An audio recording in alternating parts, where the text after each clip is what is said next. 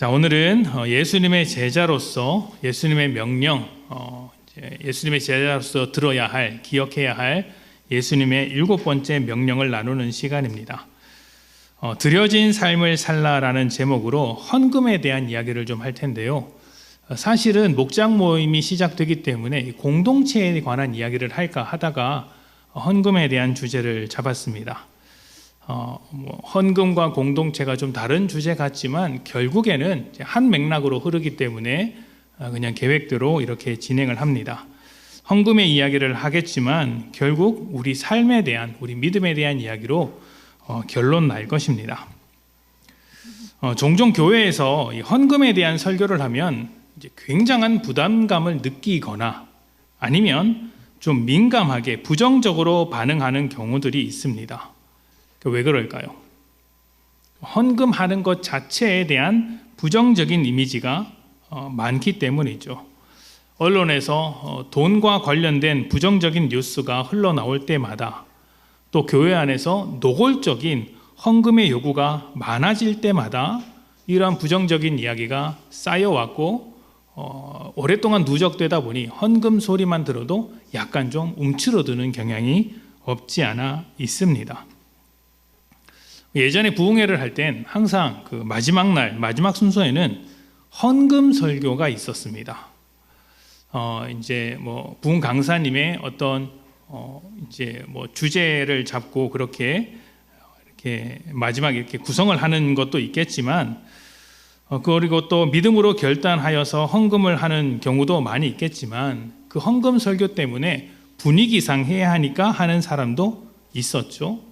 심할 때는 그런 분위기를 많이 연출하는 일도 없지 않아 있었습니다. 몰아붙이는 일이 있었죠. 이런 일이 반복되다 보니까 사람들이 볼 때는 헌금은 많이 걷어가는데 사용하기는 제대로 사용하지 않는 그런 부정적인 이미지가 계속 이제 씌워지는 것입니다. 특히 우리가 사는 이 세상은 어떤 세상입니까? 돈을 굉장히 중요하게 여기는 세상이죠. 돈이 중요하지 않았던 시대는 없습니다만 지금 시대는 돈이 삶의 최우선 순위가 되고 있습니다. 인생을 보장해주는 유일한 수단이자 목적이 되어서 돈을 쫓아가는 사람들이 아주 많습니다. 돈을 쫓아가면 그나마 양반이에요. 돈의 노예가 되어서 살아가는 사람도 많습니다. 자, 그런데 이런 부정적인 이미지에도 불구하고 헌금은 중요한 문제입니다. 부정적인 이미지 때문에 감춰야 하는 문제가 아니라 건강한 헌금을 회복해야 하고 또 한 걸음 더 나아가서 세상 속에서 우리의 신앙의 본질을 회복해야 하는 문제죠. 그 문제에 헌금도 포함되어 있습니다. 그러니까 헌금이 목적이 아니라 헌금을 통해 드러나는 믿음의 삶을 확인해야 한다는 것입니다. 오늘은 이 헌금에 대해서 나누면서 우리 믿음의 삶까지 이어질 텐데요. 여러분에게 귀한 은혜가 있기를 소망합니다. 자, 오늘 말씀은 고린도 교회에게 쓴 바울의 편지인데요. 그 중에서 어려운 교회, 예루살렘 교회를 돕는 헌금에 관한 이야기입니다. 예루살렘 교회는 교회가 처음 시작된 이제 교회죠. 예수님의 12제자, 12사도들이 있던 교회이면서 7집사가 처음 세워진 교회입니다. 그런데 그렇게 처음 세워지고 복음이 꿈틀꿈틀 시작되었던 분위기와는 달리 유대인들의 심각한 어떤 핍박이 있었고 삶 자체가 어려웠습니다. 집에서도 쫓겨나는 일들이 많았고 이제 상거래를 하지 않고 이제 가지고 있는 것도 빼앗는 경우가 많았죠. 먹고 사는 문제가 이제 예수를 믿는다는 이유로 제한되기 시작했습니다. 게다가 그때쯤, 그 무렵쯤 이렇게 그 지역 전체에 심각한 기근이 들었습니다. 흉년이 찾아와서 한 끼 먹기도 버거운, 먹고 살기가 정말 힘든, 넉넉하게 먹고 살지 못하는 상황이 아니라 진짜 당장 내일 먹을 게 없는 아주 궁핍한 이렇게 환경으로 몰리는 이제 상황이었습니다. 예루살렘 교회가 더더욱 그랬던 것이죠. 자, 그런데 그 외부에 있는 교회들, 이방인들로 구성되어 있는 교회는 좀 나았습니다. 그 중에서 이 고린도 교회는 도시 자체가 굉장히 큰 대도시였던 데다가 활력이 넘치는 무역 도시였습니다. 돈이 아주 이렇게 막 흘러다니는 도시였던 것이죠. 돈이 많이 이렇게 흐르는 도시일수록 거기 모여 있는 사람들도 부자인 경우가 많고 그 교회도 이제 대형 교회, 큰 교회가 당연히 많겠죠. 그래서 그 넉넉한 고린도 교회의 상황을 보고 있으니 이제 그 어려운 예루살렘 교회를 좀 도와주어야 되지 않겠나 하는 이야기가 나왔고 이제 도와주기로 한 것입니다. 자, 그런데 1절을 보면, 오늘 말씀 1절에 보면 고린도 교회를 향한 편지인데 고린도 교회가 아니라 마게도냐 교회가 헌금을 한 것으로 나옵니다. 마게도냐는 어떤 한 도시라기보다는 그 지역 전체인 거예요. 전체, 넓은 지역 전체. 바울은 이 마게도냐 교회들이 어떻게 헌금했는지를 말하고 있는데 이렇게 이야기했습니다. 하나님께서 마게도냐 교회들에게 주신 은혜를 너희에게 알려주겠다. 마게도냐 교회, 고린도 교회가 아니고 마게도냐 교회에 주신 은혜가 있다는 것이죠. 어떤 은혜를 받았을까요? 여러분은 어떤 은혜를 받고 싶습니까? 은혜하면 딱 떠오르는 게 뭐예요? 잘 되는 것 아닙니까? 우리는 보통 은혜라고 하면 잘 되는 것, 복 받는 것, 문제가 풀리는 것이라고 생각을 합니다. 그런데 지금 마게도냐 교회가 받은 은혜는 그런 은혜와는 좀 다른 것 같습니다. 하나님께서 마게도냐 교회들에게 주신 은혜가 무엇일까요? 2절에는 이렇게 이야기를 합니다. 8장 2절입니다. 환난의 많은 시련 가운데서 그들의 넘치는 기쁨과 극심한 가난이 그들의 풍성한 연보를 넘치도록 하게 하였느니라. 아멘. 무엇을 은혜라고 말하는 것입니까? 환난과 시련 가운데 기쁨이 있는 것이 은혜입니다. 여기서 환난과 시련이 사라져서 기쁜 것을 말하는 게 아닙니다. 환난과 시련으로 말미암아 기쁘다는 것이죠. 로마서 5장 3절부터 4절에 이런 말씀이 있죠. 다만 이뿐 아니라 우리가 환난 중에서도 기뻐하나니 즐거워하나니 이는 환난은 인내를, 인내는 연단을, 연단은 소망을 이루는 줄 알미로다. 우리에게 환난이 찾아왔는데 기쁜 이유가 무엇입니까? 이 환난을 통해서 이루어지는 일이 무엇인지 알기 때문에 이 환난 중에서도 기뻐할 수 있다, 즐거워할 수 있다 이렇게 말하는 것이죠. 이것이 지금 마게도냐 교회들 가운데도 있다는 이야기입니다. 왜 기쁠까요? 지금 당하는 환난과 고난이 하나님의 자녀로 만들어져 가는 과정으로 이해되고 있기 때문입니다. 그러니까 환난이 인내를 만들고 인내는 연단을 만들어내고 이 연단으로 말미암아 우리의 소망이 이루어지는 것을 보게 되었다. 그래서 환난이 기쁘다는 것이죠. 이 과정 끝에 있는 소망, 예수 안에서만 발견할 수 있는 소망을 기대할 수 있는 자리가 이 환난의 자리이기 때문에 더 쉽게 말하면 환난과 고난이 있어도 하나님의 일하심은 멈추지 않고 오히려 환난과 고난을 통해서도 하나님께서는 결과를 만드시기 때문에 그 결과를 기대하고 있는 소망으로 품고 있는 우리는 기뻐할 수밖에 없다. 이것이 지금 로마서의 이야기죠. 등산을 한번 생각해 보시면 좋을 것 같아요. 이게 똑같은 예는 아닌데 등산을 가는 것은 참 힘든 것입니다. 근데 그 힘든 등산을 왜 합니까? 왜 합니까? 그 힘든 과정을 왜 밟아가야 할까요? 정상에서만 누릴 수 있는 것이 있기 때문입니다. 올라가지 않고는 알 수 없는 것이 있기 때문이죠. 똑같은 것은 아니지만 하나님께서도 우리의 환난과 고난이라는 과정을 통해 그렇게 그 과정을 통해서 만들어낼 수 있는 것만이 있기 때문에 하나님께서는 이 과정을 겪게 하시고 우리는 그것을 알기 때문에 기쁘다는 겁니다. 환난이 없어서 기쁜 게 아니고 그 환난을 통해 우리에게 만들어질 것이 무엇인지 알기 때문에 기쁜 것이죠. 그리고 이러한 맥락에서 같은 맥락에서 극심한 가난이 연보를 넘치게 했다라고 말을 합니다. 극심한 가난이 연보를 넘치게 했다. 이 연보라는 것은 헌금의 또 다른 이름입니다. 이제 단어의 뜻은 좀 다릅니다. 그런데 연보는 이제 나누기 위해서 내 것을 내어주는 것이 연보라면 헌금은 하나님께 드린다라는 의미를 가지고 있습니다. 그런데 이제 똑같은 의미예요. 연보나 헌금이나 같은 의미입니다. 극심한 가난이 헌금을 하도록 했다는 것이죠. 근데 여기서 이 극심한 가난이 누구의 가난인지가 중요한 것입니다. 앞에서 예루살렘 교회가 극심한 가난 가운데 있다고 했는데 극심한 가난이 예루살렘 교회를 이야기하는 것일까요? 아닙니다. 마게도냐 교회를 이야기하고 있는 거예요. 그 마게도냐 교회가 환난과 고난을 당하고 있고 극심한 가난 속에서 살고 있는데 헌금을 할 수 있는 은혜를 입었다는 겁니다. 하루하루 먹고 살기 힘든 교회인데 그 교회가 헌금할 수 있는 은혜를 입었다. 헌금할 수 있을 만큼 뭔가 큰 돈이 들어왔나? 라고 생각할 수 있겠지만 그게 아니에요. 앞에서 환난과 고난을 통해서 무엇을 이루고자 하는지 그 하나님의 뜻을 아는 사람이 기뻐할 수 있는 것처럼 가난하지만 이 가난 속에서 헌금하는 것을 통해 하나님께서 무엇인가를 하실 것인지를 아는 사람이 뭘 한다는 겁니까? 돈이 없어도 헌금을 한다는 거예요. 돈이 있어서 하는 게 아니고 없는 중에도 한다는 것입니다.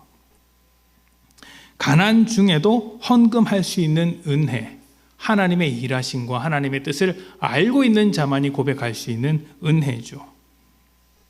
고린도후서 8장 3절부터 5절입니다.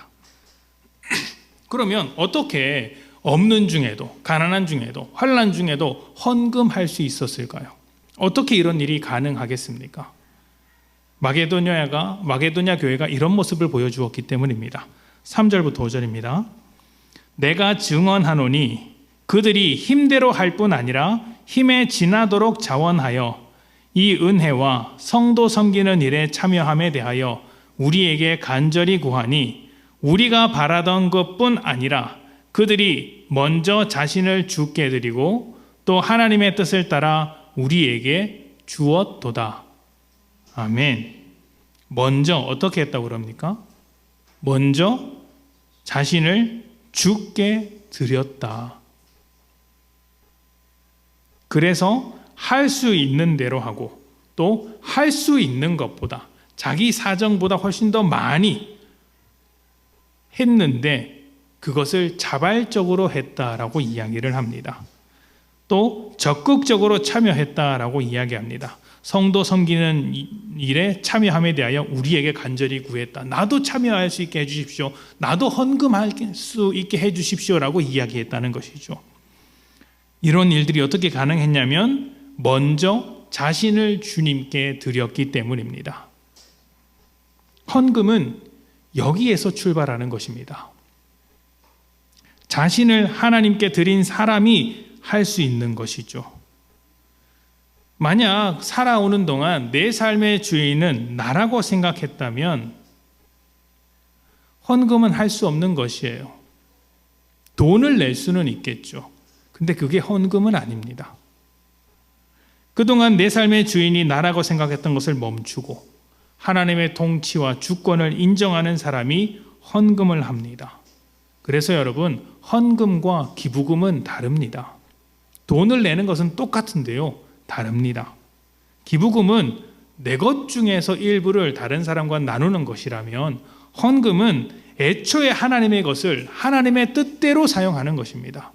하나님의 통치를 인정하며 내 삶의 주권을 하나님께 드려서 하나님께 드려진 인생으로서 살기 때문에 헌금을 하는 거예요. 바울은 마게도냐의 헌금을 소개하면서 이렇게 이야기를 했습니다. 6절입니다. 그러므로 우리가 디도를 권하여 그가 이미 너희 가운데서 시작하였은즉 이 은혜를 그대로 성취하게 하라 하였노라. 아멘. 헌금하는 일은 사실 마게도냐 교회가 하기 전에 이미 고린도 교회에서 준비하고 있었던 일이에요. 먼저 준비를 하고 있었던 것이죠. 그런데 어떤 사정에 의해서 아마 이 헌금을 받아서 전달하는 사람이 바울인데 이 바울과 갈등이 생겼기 때문에 이 헌금하는 문제 자체가 중단된 것으로 생각이 됩니다. 어찌되었든 이런저런 사정에 의해서 멈춰 있었던 것을 어떻게 하라고 합니까? 다시 성취하라고 이야기를 합니다. 그러니까 지금 마게도냐 교회도 예루살렘 교회를 이런 어려움 속에서도 돕고 있는데 너희도 이 은혜에 동참해야 되지 않겠느냐라고 하면서 지금 이 이야기를 꺼내고 있는 거예요. 드려진 인생이라면, 하나님의 자녀된 자라면 드리는 일에 동참해야 되지 않겠느냐라는 것이죠. 자, 그런데 여기서 한 가지 짚어볼 만한 장면이 나옵니다. 고린도 후서 9장 1절부터 5절입니다. 고린도 후서 9장 1절부터 5절. 우리 함께 읽어보겠습니다. 자, 시작. 성도를 섬기는 일에 대하여는 내가 너희에게 쓸 필요가 없나니 이는 내가 너희의 원함을 알미라. 내가 너희를 위하여 마게도냐인들에게 아가야에서는 1년 전부터 준비하였다는 것을 자랑하였는데 과연 너희의 열심이 퍽 많은 사람들을 분발하게 하였느니라. 그런데 이 형제들을 보낸 것은 이 일에 너희를 위한 우리의 자랑이 헛되지 않고 내가 말한 것 같이 준비하게 하려 함이라. 혹 마게도냐인들이 나와 함께 가서 너희가 준비하지 아니한 것을 보면 너희는 고사하고 우리가 이 믿던 것에 부끄러움을 당할까 두려워하노라. 그러므로 내가 이 형제들로 먼저 너희에게 가서 너희가 전에 약속한 연보를 미리 준비하게 하도록 권면하는 것이 필요한 줄 생각하였노니 이렇게 준비하여야 참 연보답고 억지가 아니니라. 아멘. 마게도냐 교회가 마게도냐라는 도시가 아니라 그 지역 전체를 말하는 것이죠. 지금이면 경상북도, 경상남도, 경기도 이렇게 말하는 것입니다. 그런데 2절에 보면 이제 아가야라고 나옵니다. 이것도 이제 고린도 교회가 있는 그 지역 전체를 말하는 거예요. 그러니까 마게도냐 그 지역, 그 동네 사람들도 그렇게 헌금을 하고 또 그들이 헌금을 하는 데는 사실 아가야에 있는 너희들, 고린도 교회가 미리 헌금을 준비하고 있었다는 소식이 어떤 동기가 되었다. 그런데 너희가 하고 있지 않으면 얼마나 부끄러운 일이냐라고 지금 이야기를 하는 거예요.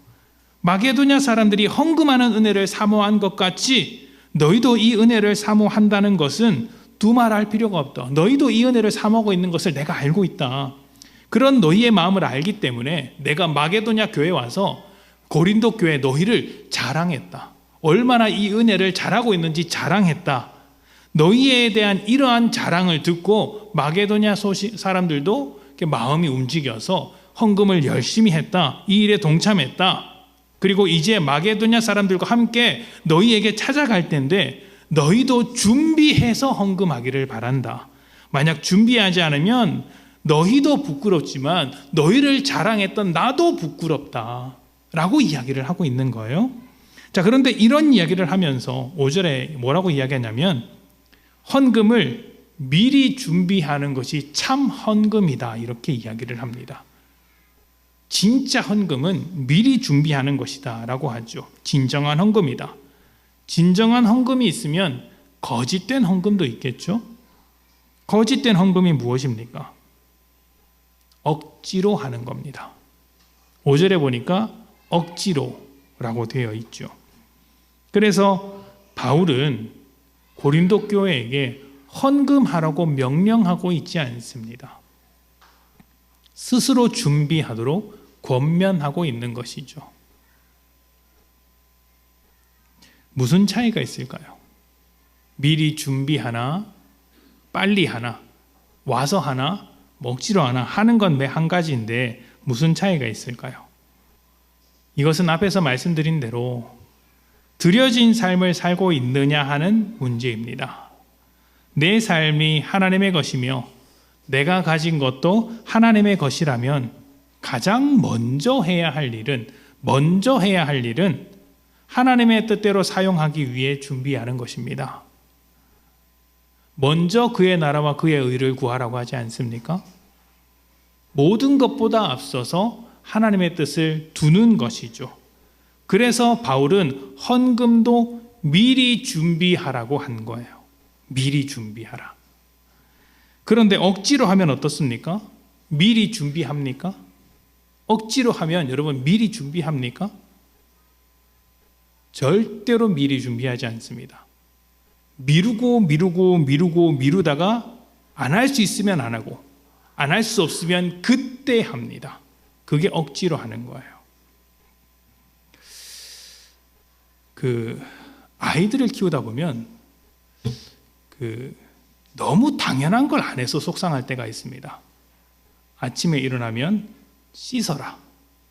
왜 안 씻는지 모르겠지만 머리에 떡이 져서 이렇게 막 가는데 거울을 보잖아요. 누구 집 아이인지는 모르겠어요. 거울을 보고 있는데 자다가 일어나서 까치집이 이렇게 졌어요. 그냥 진 게 아니고 이만큼 졌어요. 그래서 답답해서 제가 아닙니다. 누구 집인지 모르겠는데 거울을 보면서 머리 좀 봐라. 좀 지저분하지 않냐. 머리 감기 싫으면 물이라도 묻혀서 빛으로 이렇게 좀 해라 라고 하니까 이렇게 뻔히 보더니 안 지저분한데요? 그러는 거예요. 뻔히 보더니 괜찮은데요? 예쁜데요? 무슨 자존감인지는 모르겠지만 그게 멀쩡하다고 하는 겁니다. 그러면 제가 걔를 붙들고 화장실에 가서 물 묻히고 빗으로 빗고, 빗으로 빗는다고 비껴집니까? 빗으면 또 팅 튀어나오고 그러죠. 답답하다는 말이죠. 씻으라 해도 안 씻습니다. 제가 잔소리하고 목소리가 좀 커지면 그때 마지 못해 씻습니다. 그게 무슨 말이에요? 억지로 씻는다는 것이죠. 억지로 씻으면 어떻게 씻습니까? 열심히 씻습니까? 물 착착착 톡톡톡 이러고 갑니다. 그리고 깨끗하답니다. 속 뒤집어지죠. 저는 안 그랬을 것 같습니다만 누구를 닮았는지 모르겠습니다. 닮을 사람이 2사람밖에 없는데 말이죠. 자,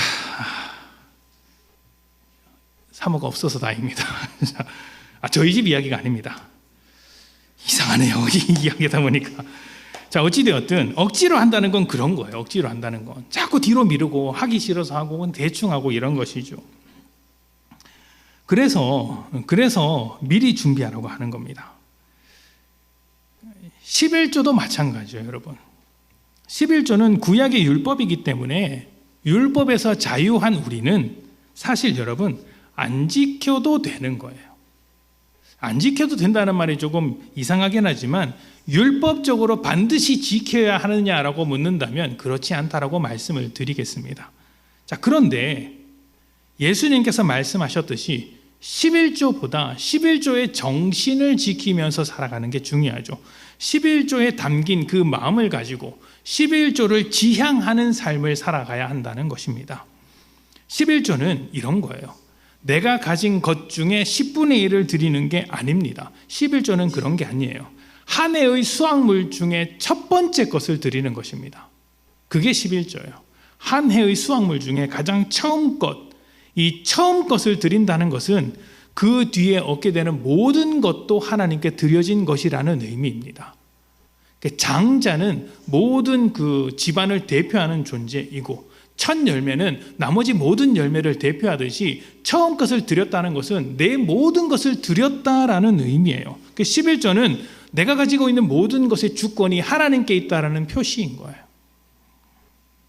11조라는 율법에서 자유하게 되었지만 그래서 우리는 11조를 안 해도 뭐라고 할 사람이 없습니다만 11조의 정신에 따라서 내 모든 것을 하나님의 뜻으로 하나님의 것으로 사용해야 된다는 것은 잊지 말아야 합니다. 지켜야죠. 그래서 11조를 하는 거예요. 그래서 매출의 11조냐, 영업이익의 11조냐, 세전 11조냐, 세후 11조냐, 생활비의 11조냐, 아니면 전체 수익의 11조냐, 이런 것 따지는 것 자체가 문제입니다. 하나님의 것으로서 하는 겁니다. 하나님의 것으로서. 그래서 때때로 11조를 못할 수도 있어요. 형편에 따라서 못할 수도 있어요. 그런데 때때로 11조가 아니라 10의 2조, 10의 3조를 할 수도 있습니다. 경우에 따라서는 전부를 드리는 경우도 있죠. 이렇게 해야 된다, 저렇게 해야 된다 말하기는 어렵습니다. 우리의 신앙의 문제이기 때문이죠. 그러나 적어도 그 기준을 11조로 잡았습니다. 11조의 정신으로 살기 위해 11조를 하는 것입니다. 헌금이나 11조가 세상을 살아가는데 결코 유리하게 만들어주지 않습니다. 손해입니다. 돈으로 움직이는 세상에서 돈을 많이 가지고 있는 것이 훨씬 더 유리하죠. 그래서 안 믿는 사람들이 제일 이해 못하는 것 중에 하나가 헌금입니다. 매 주일마다 교회를 가는 것도 이해 못하지만 가서 마음의 위로나 받고 올 것이지 위로는커녕 돈 내고 온다는 사실을 이해하지 못하죠. 그것도 자기가 가지고 버는 돈의 10분의 1이나 낸다고 합니다. 그러니까 뭘 그렇게 교회 다니면서 돈을 많이 내냐 이런 이야기가 나오죠. 우리는 유리하려고 11조를 내는 게 아닙니다. 11조를 하면 더 많은 것으로 채워주시기 때문도 아닙니다. 채워주실 수도 있겠죠. 그러나 안 채워주시는 경우가 훨씬 더 많습니다. 제 경험상 그렇습니다. 확실한 것은 11조나 헌금이 세상을 살아가는데 유리하게 작동되지만은 않는다는 것이죠. 그렇다면 왜 해야 합니까? 하나님께 드려진 삶이기 때문입니다. 드려진 삶이기 때문이에요.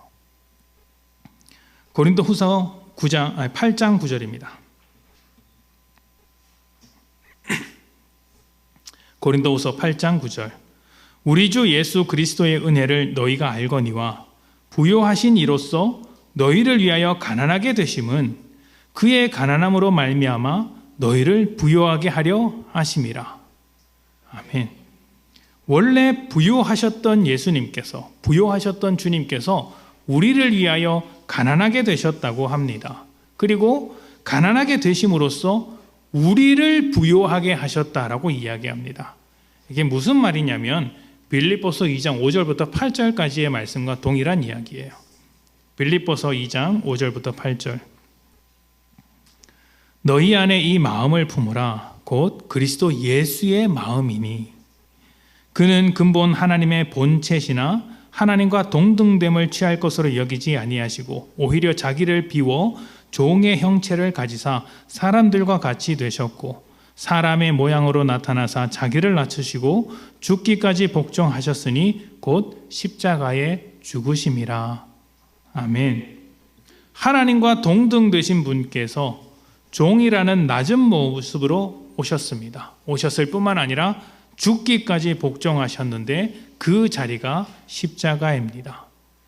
십자가는 주님께서 가지신 부요함을 포기하는 자리, 주님께서 가지신 영광을 내려놓는 자리, 그 모든 것을 내어 던지고 가난해진 자리입니다.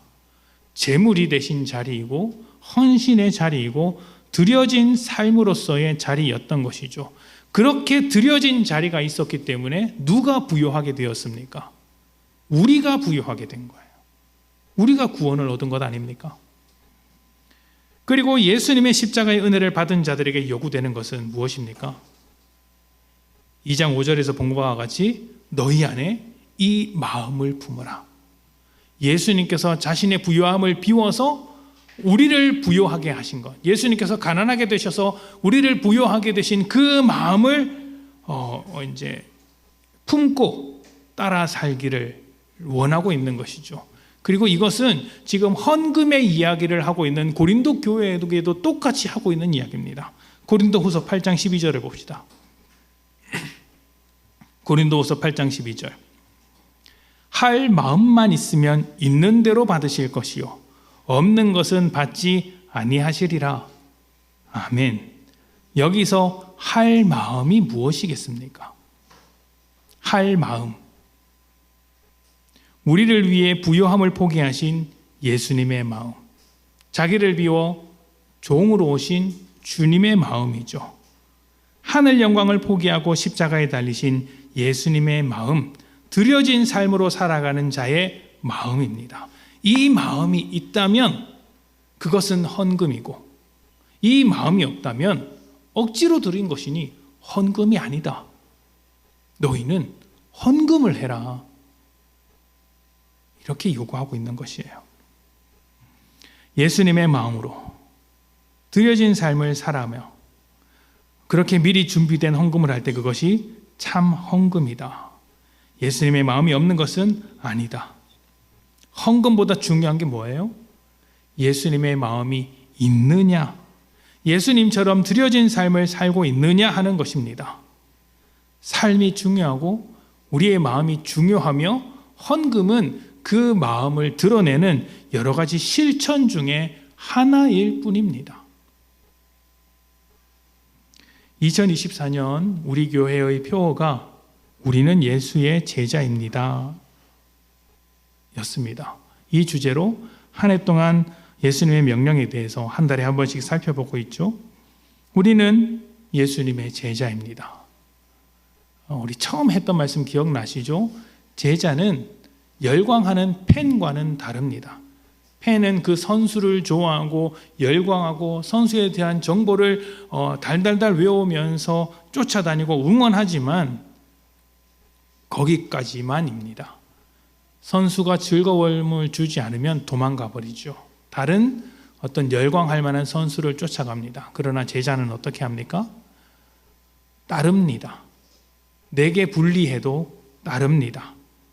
우리는 예수님의 제자로서 예수님을 따라서 하나님께 드려진 삶을 살아야 하는 것이죠. 영광을 버리고 종이 되신 주님, 부요함을 버리고 가난하게 되신 주님을 따라 십자가의 삶으로 드려지는 것입니다. 헌금도 드려진 삶이기 때문에 주님의 뜻을 따라 돈을 사용하려고, 내 물질도 주님의 뜻에 따라 사용하려고 헌금을 하는 것입니다. 하나님께 드려진 삶으로 살아가는 게 중요하다는 이야기예요. 돈뿐만 아니라 시간도 드려진 것으로 사용하십시오. 열정도 드려진 것으로 사용하십시오. 여러분의 관심도 하나님께 드려진 삶으로 살아가십시오. 그렇게 드려진 삶이 될 때 십자가를 통해 이루신 하나님의 은혜가, 그 역사가 우리의 드려진 것으로 다시 한번 나타나게 될 것입니다. 하나님께서 드려진 인생을 저는 하나님께서 반드시 책임지신다고 믿습니다. 채워주시지 않겠습니까? 채워주지 않으시더라도 드려진 인생이라면 하나님의 것으로 살아가셨으면 좋겠습니다.